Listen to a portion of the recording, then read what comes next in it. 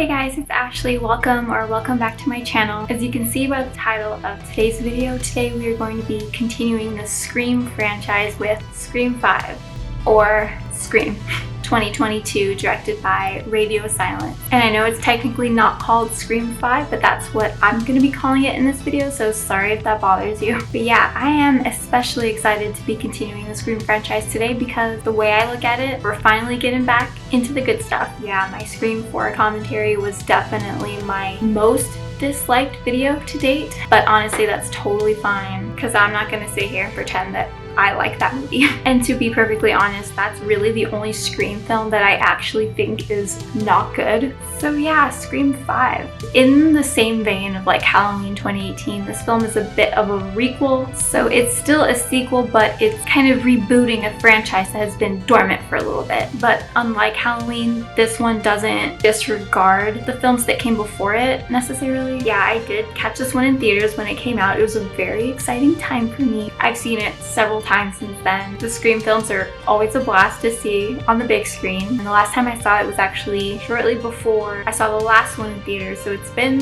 several months. And I'm excited to rewatch it today on the channel with you guys, so let's not waste any more time. Let's watch Scream 5. Not gonna lie, it was pretty weird not seeing the Dimension Films logo before a Scream film. I was like, okay, we're in modern times now. Get with it, Ashley. Of course, I love the very first thing we hear before we even see anything is the sound of a phone ringing. That house is gorgeous and everything, but where are the neighbors? There's literally nothing surrounding it. Like, perfect for a horror film, but no way. This opening is just so, I hesitate to say refreshing because it's literally following the exact same formula as the original did. But still, they did a great job making it feel modern and exciting and actually scary while keeping true to that familiar Scream formula. You know, girl home alone, phone rings, what's your favorite scary movie, stabby stab stab. Hello? Hello. Is Christina there? Tell her I'm from Group. I'm Charlie. That voice. It's actually so unnerving hearing Roger L. Jackson's voice trying to be normal and have like a normal conversation. That always creeped me out in the other films whenever he did that. And yeah, I remember being super creeped out when I first saw this. And I first heard his voice because it had been so long. It's so good. She told me the other day, she wonders, what's your favorite scary movie? The Babadook. It's an amazing meditation on motherhood and grief. Babadook over Hereditary and It Follows? No. Isn't that a little fancy pants? Well, it's elevated horror. What does that mean, elevated horror? It's not just some schlocky cheeseball nonsense with wall-to-wall jump scares. That sounds kind of boring to me. Okay, I gotta pause. This is kind of like what I mentioned before about them trying to make it feel more modern. Obviously, like with the discussion of elevated horror, which, you know, I don't like using that term, elevated horror, at all, even though I know exactly what films people are talking about when they say elevated horror. And I find it hilarious how Ghostface is just so old school. He's just like, you fancy bitch with your elevated horror crap. Like, you know, Ghostface just loves his old school, schlocky, campy slashers. And it's great because these people actually do exist. Like these two groups of horror fans, the ones that love those schlocky, lowbrow horror flicks, and the other ones who enjoy more elevated horror, who kind of look down on those other films because they're just slashers. I personally love both types of films, but yeah, I just had to point that out because this little like conversation got such a chuckle out of me. It's a girl at home, alone. She answers a wrong number and starts talking with the killer. Would you like to play a game, Tara? It's so good. Oh my god. And I don't think I have to mention it, but I'm going to because it's just so obvious. But Jenna Ortega is fantastic in this role. She's terrific. She makes us feel very grounded with her acting. Quite similar to Ned in the original.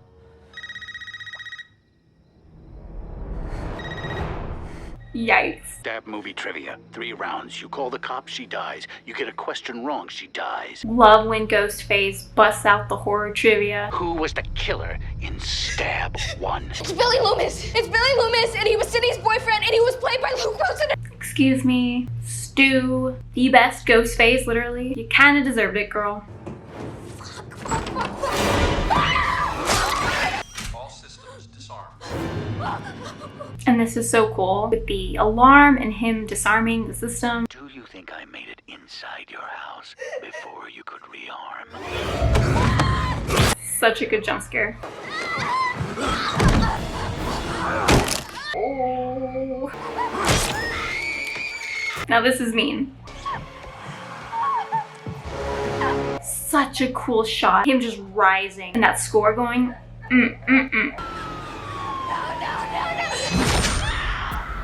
Yeah, that opening was pretty incredible. It kind of managed to be almost just as mean as like the opening scene in the original with Drew Barrymore. Although nothing can ever top that, let's be honest here. That was seriously just on another level with the emotion, yada yada yada. Cannot deny though that this was seriously a solid opening sequence and such a killer way to start off this new entry in the franchise. Maybe I'll do a video at some point ranking the opening scenes from the Scream films, even though it's painfully obvious which ones I'd rank first and last. But it still might be a cool video just talking about all the openings and kind of like dissecting all the little things. I don't know, let me know. Good luck getting it up now. You are my boner pals.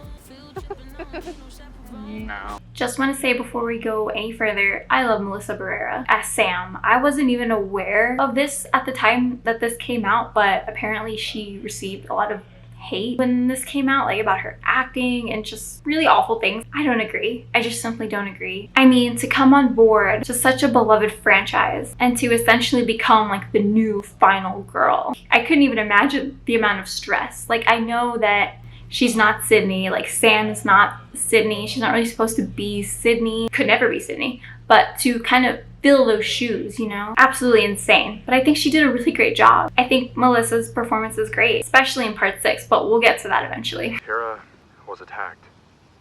What? She's alive, but in bad shape. It's so crazy that she actually survived that attack. But also, as we learn, especially after Scream 6, you can literally get stabbed like 47 times in these films, still walk away at the end of the film as if you barely got scratched, which is something I'll talk about more when we get to Scream 6. But yeah, I do think Tara surviving is like a really cool kind of switch up to the original Scream formula, because usually the character or characters that get attacked at the beginning of the film die.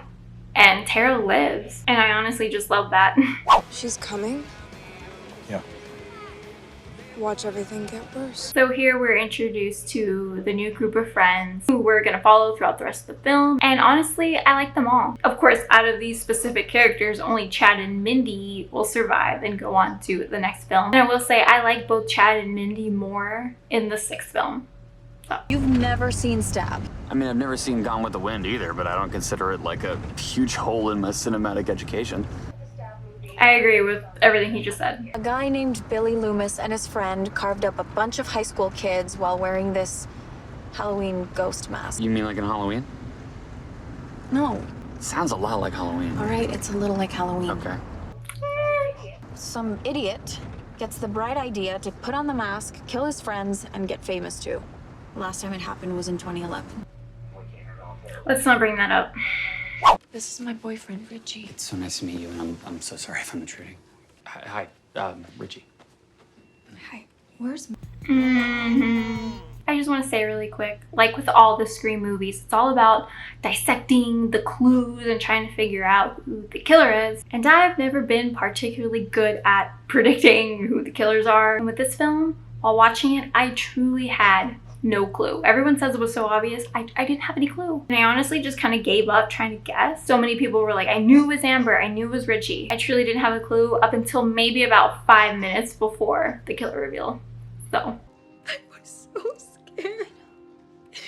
Jenna is so good in these scenes. Well, she's good in the whole film, but especially in these scenes, in the scene later where Sam tells her the truth about her father. She's just so vulnerable and real, and it's really incredible to watch. We all know you have a crush on Tara. Okay, come on, Mindy. But we're all suspects.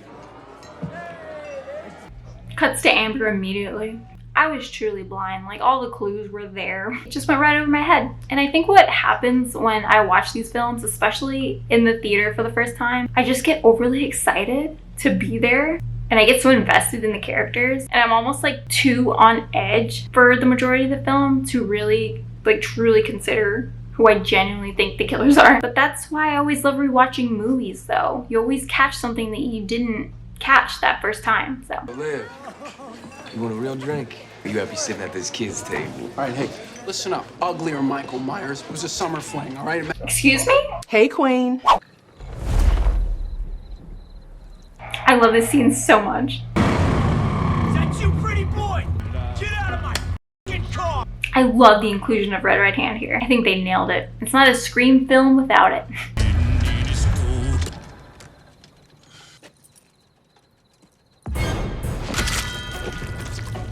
Something just so disturbing about how easy it was for Ghostface to just go, boop.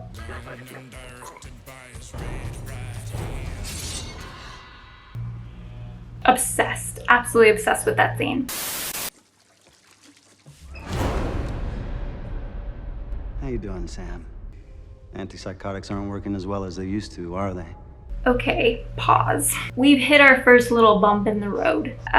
Love Skeet, and it was great to see him come back, of course. But I just don't like these hallucinations of Ghost Billy. I know why she's having them, obviously, it makes sense. Threw me off the first time I watched it, and it still always throws me off. And it's surprisingly even worse in Scream 6.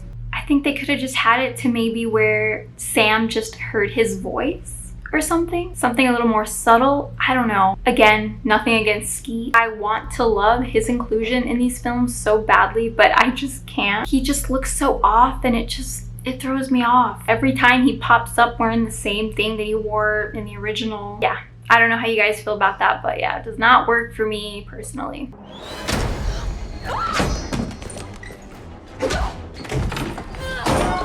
I mean, love Sam or hate her, it's awesome watching her kick ass. Hey, what's going on? What's going on? You're okay? Somebody tried to kill me in the break room. I'm sorry every time I see him.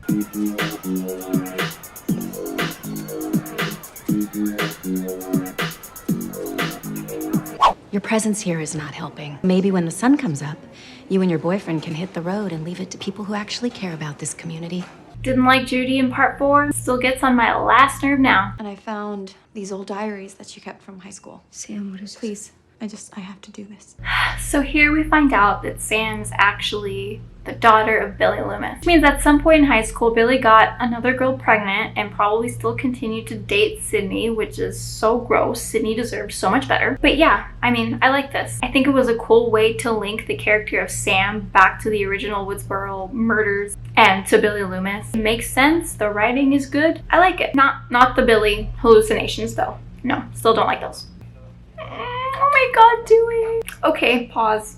Okay, let me just say, again, love this film. I really do love it. But I will never agree with the decision to kill off Dewey. Never. And I only say this because I have heard a lot of people say, well, it's about time in regards to Dewey's death and that he honestly probably should have been killed all the way back in Scream 2 or something. No. Absolutely not. He should still be alive today. And that's all I'm gonna say about that for now. Okay, we can continue. Good morning, I'm Gail Weathers. So before we dive in... That smile. And he still watches her show. I can't do this. Give me one good reason why I should talk to you. I'm Billy Loomis's daughter. That's a terrible reason for me to talk to you. Yeah. Look at Richie back there just looking absolutely starstruck. There's certain rules to surviving a stab movie. Ah, the rules. Rule number 1, never trust the love interest. They seem sweet. So help us. Are you kidding me? I've been stabbed 9 times. I've got permanent nerve damage and... Was he stabbed 9 times? 9 times? 9 times. 9 times. Dewey? Queen, fabulous. I love her, she looks beautiful. How are you? How's Mark? I think I'll keep him. Mark? Excuse me? Detective Mark Kincaid? I love it. I love it. You be safe, okay? Will do. It's just so heartbreaking knowing that this was their last interaction. I can't think about that for too long because I will get too sad and no one wants that. Okay. Holy shit, he came. I've decided to temporarily... Broken Arrow. Dewey's theme. They knew what they were doing when they made this. They knew what they were doing. They knew it. Runs in her family. Randy was our uncle. R.I.P. And my favorite character from the entire Scream franchise, Randy. Love this little inclusion here with him being the uncle of Chad and Mindy. But yeah, I squealed so hard when I heard that Broken Arrow theme. I was so happy. Then I got this knot in the pit of my stomach, like, oh no, I think I know what's coming. And unfortunately, that was the one thing that I was right at predicting. We'll get to that in a bit. His mom is Leslie Mocker, Stu Mocker's sister. Who's Stu Mocker? Oh my gosh. Well, finally some Stu recognition. Oh my god, he's making a requel. Listen, I know a lot of people find this annoying when Mindy like goes over the rules as kind of like an homage to Randy. Of course, nobody can do it the way that Randy did it. And nothing can touch that scene in Scream 2 where Randy is going over the rules with Dewey. So forget the boyfriend. He's tired. Who else do we got? There's Mickey, the freaky Tarantino film student. Okay. The first rule of these movies is don't split up. No, the first rule is don't trust the love interest. Did you not listen to a word that Dewey said? The nerve of that girl, right? Oh, Lord. I'm not like you. Let's get out there, find out who's doing this, and cut some throats! No! Could have done without that. Sheriff Hicks. Hello, Sheriff Judy. Judy, Judy, Judy, Judy. What's your favorite scary movie? I prefer animated films and musicals. Fair enough. You know, at least she was honest. Can't get him on the phone, can you? Ever seen the movie Psycho? Roger L. Jackson is just incredible.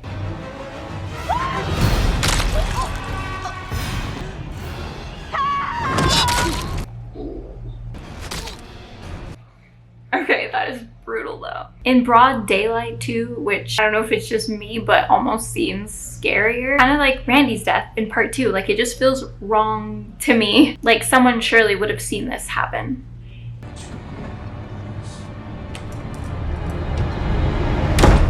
I did get a chuckle out of the like multiple fake out scares. You know, him closing the door and the music swells and you think Ghostface is gonna be there when he closes it, but he's not. I mean, I knew these were all gonna be fake out scares though. And it was the film just kind of playing with the audience, teasing us in a way before the actual scare. I still think these moments are really fun though, and I really do enjoy them. There it is.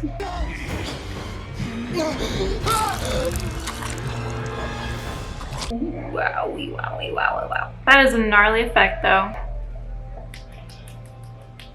Gail absolutely rocking the red pantsuit. Did you know the sheriff? Sort of. She didn't like me very much. She didn't really like me either. And I didn't really like her either. You look good. You still writing? No time. You're always happiest when you were writing. Page 41. Deputy Dewey oozed with inexperience. That I couldn't hack it. I left in the middle of the night, like a coward.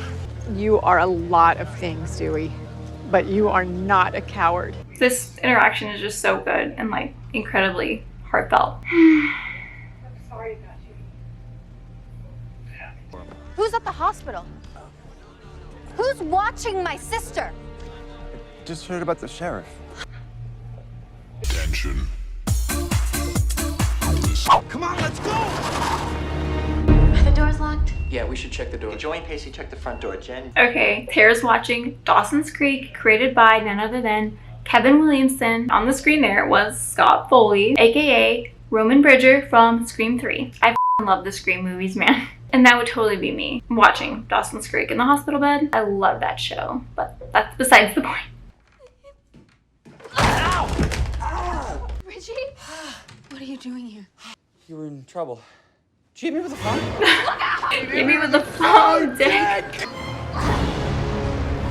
Ooh, that shot is good, damn. Maybe you're too weak for this franchise. Maybe you're right.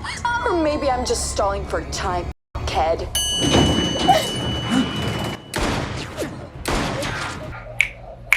But also, you missed, Dewey. Dewey! What? Head! Shoot him in the head! The head. What? You have to shoot him in the head, or they always come back. Dewey, who gives a... I do. Not this. Yes, today.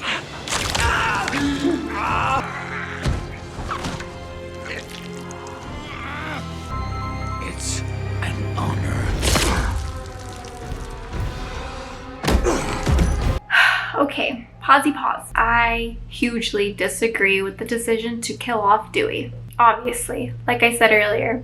But I can see it, I guess, from like a writer's perspective. You know, we're gonna bring back the legacy characters, Sydney, Gale, Dewey. We gotta kill off the one that's gonna hurt the most because it's gonna raise the stakes and it's gonna have the highest impact. I don't fully agree with that, but I can just understand it if that's the perspective that they were coming from. But yeah, I was absolutely heartbroken, absolutely gutted, no pun intended, at Dewey's death when I first watched it. It just sucks, man. And you know what also kind of infuriated me, and this has been discussed before, but whatever, I'm gonna mention it anyway. The fact that it was Amber who killed Dewey. This small little girl, like no offense to Amber, but like who the f are you? She's not terribly important. And yeah, it is an honor to kill Dewey, so why the hell was she the one that got to do that? It just doesn't really make too much sense to me knowing that it was her. It just doesn't sit right with me. Now, to get super controversial, if they were to reveal that it was actually Stu who murdered Dewey, now we're on to something. I know the whole theory in regards to Stu still being alive is extremely controversial. I'll just say my opinion really quickly. I don't personally believe that they will go this route, but I wouldn't be upset if they did. But yeah, rest in peace, Dwight Riley.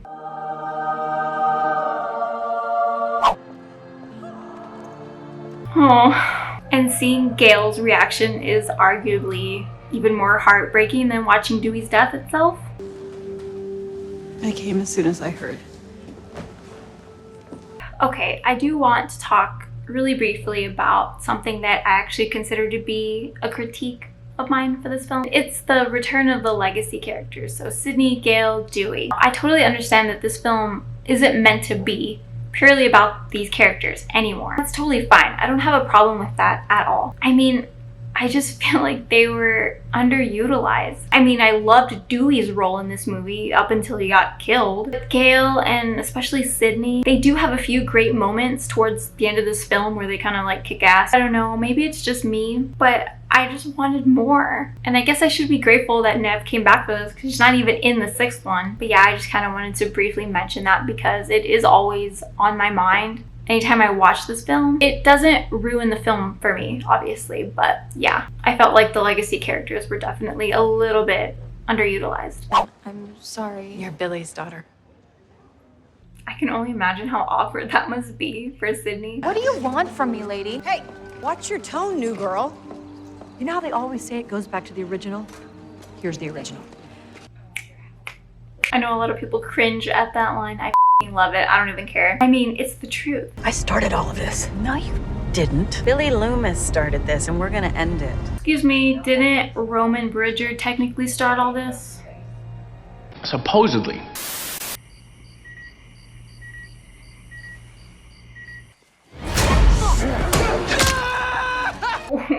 Ouch.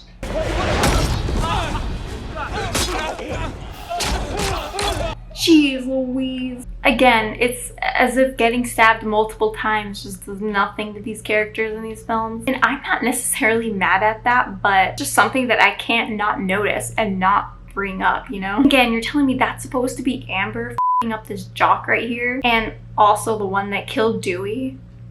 Sure, Jan.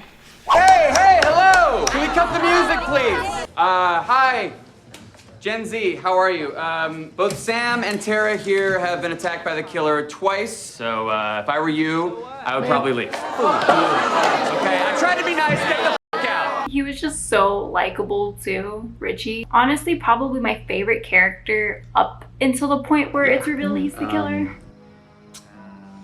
Okay, I'll be right back. Yeah. Well, he's dead. You need to get out of that house right now. How do you know where I am? You're in Stu Mocker's house where your dad and Stu killed everyone. Such a cool shot. No, Mindy, no, Mindy, stay with me. What did you do to her? We have an actress here, ladies and gentlemen. You're the killer. Liv, stop. Liv, Liv, just stop! I'm not killer! I know. Welcome to Act 3. Amber's reveal, pretty iconic, not gonna lie. Like I said, I did start getting suspicious of Amber like 5 minutes before the reveal. Again, I'm very terrible at predicting the killers. I will say though, one of the killers in Scream 6 was so predictable that the second they were first shown on screen, I said to myself, that is one of the killers. And I was totally right. But yeah, for this film, I think the one I most suspected was Chad for some reason. And like I said, Amber a few minutes ago, but the killer reveals in this are awesome, especially Amber's. Oh my god, Tara! Wait, no, Sam. She has a gun. She has a gun. There are always two killers. Hello, Roman Bridger, Scream 3. Keep forgetting Stu in this film and they keep forgetting Roman. Where's the respect? What do you think? Trap. I love that both Sydney and Gail knew immediately that Amber was full of shit. Sydney's theme, oh my god, the nostalgia. It almost brings a tear to my eye. I'm that pathetic, okay? But you forgot the first rule of surviving a stab movie. Never answer the... I'm bored. Wait! Yes, you know Sydney's gotta be totally over listening to all of these killers talk their spiel, especially after having to listen to Jill's insufferable killer reveal monologue at the end of Scream 4. Eek. Thank God you're okay. Well, that's a shame. This isn't a movie! Yeah, it is. It's all one great big movie. How can fandom be toxic? It's about love. They don't fucking understand these movies are important to people. Yeah, I like the motive. You know, someplace, somewhere, these types of people do exist. Hopefully not to this extent. But yeah, I definitely like the toxic fandom motive more than the motive in Scream 6. I don't think it's my favorite motive. I think my favorite one is still the original or like part 2. But I'm gonna say I truly think it would be cool if there just was no motive. If they made a Scream movie and did the whole kill reveal and it turns out there just wasn't a motive. The person was just literally insane and just deceiving everybody the whole movie. I don't know exactly how they would write that and I don't think that they ever would, but it would be interesting to see. Can't have a bona fide Halloween without Jamie Lee! Nope. I know that's right. Get Tara out of the closet. We gotta go start staging the bodies. The absolute elation in his voice. Mental institution. This is crazy. I gotta say, Jack Quaid did a phenomenal job in this role. He was great as the likable, funny boyfriend, and he's honestly great as the unhinged killer. Such an improvement from the killers in Scream 4. Huge improvement. It's not my fault, I'm just a dumb kid. I just wanted to be a part of something. You killed my best friend! Yeah, and he died like a pussy. No last minute saves this time. Your story's over. Ew, bitch, you're spitting everywhere. I like Amber as a killer and I get what they were trying to do, but no one can do Matthew Lillard but Matthew Lillard. Let's face it, baby, these days, you gotta have a sequel. It's all yours, bitch! This is my favorite kill. No, stop, I'm sorry about doing it. Fuck you.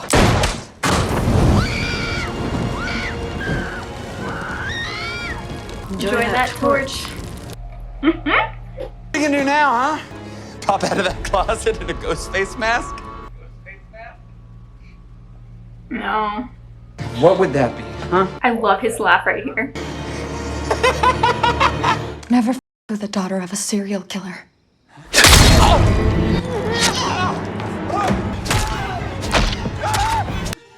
What about my ending? Here it comes. Here it comes. She absolutely killed that. Literally and figuratively. Careful, they always come back. Not in my movie. Oh.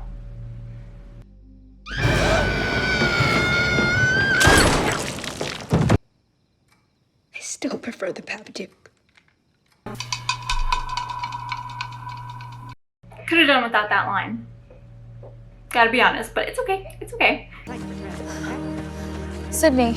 Well, Sydney and Gail sure do look fabulous sitting at the back of that ambulance after being shot and stabbed in the stomach. I'll survive. I always do. Look at Neb. She literally looks like she just came from a photo shoot. Like, there's not one hair that's out of place.